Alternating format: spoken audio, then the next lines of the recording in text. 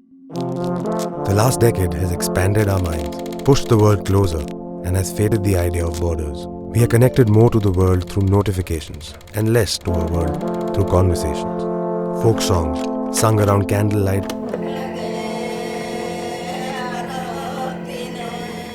and stories of ancient heroes painted on beautiful canvases, all packed into a glowing rectangle, watched rather than experienced. As we explore the world, we long to be locally rooted.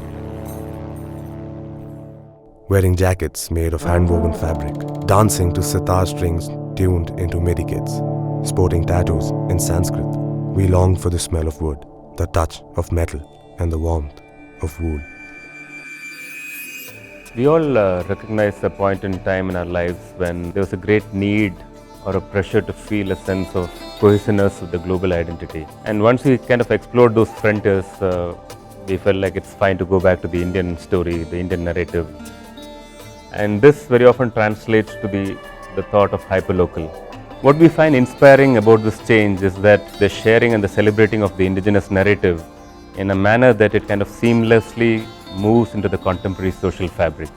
So we are actually reinterpreting therefore the idea of being Indian and global by actually scratching at the assumed homogeneity that we feel nowadays. A splash of green from the traditional tattoo, a brown from the husk, and a touch of amber from the fire, historically known as the element around which we rejoice. Now all of these are symbols of our local culture that we find deep pride within when we engage with it. The strength of the bamboo that has sustained generations of change, or the infinite ingenuity of the coconut wood, so quietly and assertively a part of our lives. These colors and materials contain within them the idea of keeping our feet firmly rooted to the ground, even as we seek all of life's magical adventures.